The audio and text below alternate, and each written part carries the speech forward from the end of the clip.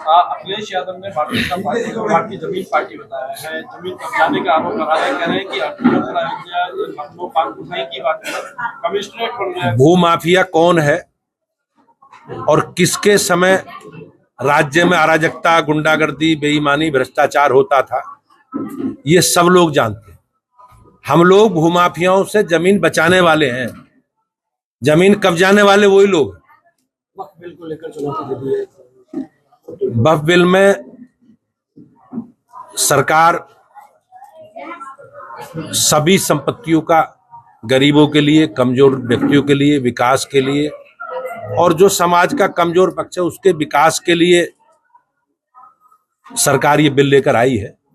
अब मुझे प्रसन्नता है कि भारत की संसद ने उसे पारित किया है और सरकार निश्चित रूप से जिस प्रकार की वक्फी जमीनों में लोगों ने घोटाले किए हैं, उन घोटालेबाजों के खिलाफ भी कार्रवाई करने का सरकार को अवसर मिलेगा। एससी में याचिका दायर हो चुकी है, इनकी तरफ से जो है वो चुनौती दी गई है। ये लोग संविधान में इनकी आस्था नहीं है।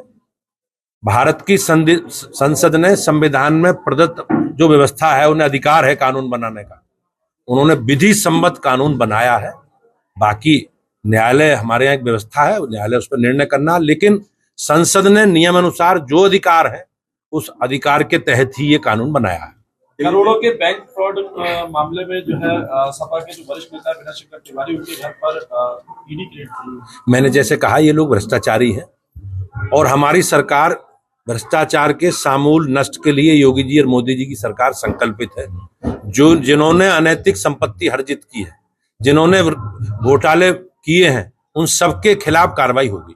एक आखिरी सवाल हमारा इसको लेकर के है कि भाजपा अल्पसंख्यक मोर्चा के मणिपुर के जो अध्यक्ष है, उन्होंने वक्फ संशोधन बिल का समर्थन करा और भीड़ ने उनके घर को ही पूरा फूंक दिया। अब ये लोग जिस प्रकार से एक राजनीति का पैटर्न रहा है कि समाज के वर्गों को गुमराह करके उन्हें एक नेगेटिव एजेंडे की तरफ ले जाकर विवाद खड़े करना रहा है, लेकिन हमारे संविधान में सब नागरिकों को समान अधिकार दिए गए हैं और सरकार 140 करोड़ लोगों के उत्थान के लिए काम कर रही है।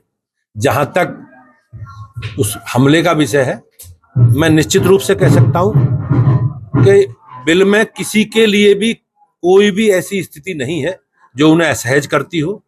आम आदमी के लिए, गरीबों के लिए, कमजोरों के लिए बिल में संशोधन किए गए हैं और जो माफिया जो इस जमीन का, वक्फ की जमीन का दुरुपयोग करते थे, वो उन माफियाओं के शिकंजा कसेगी सरकार।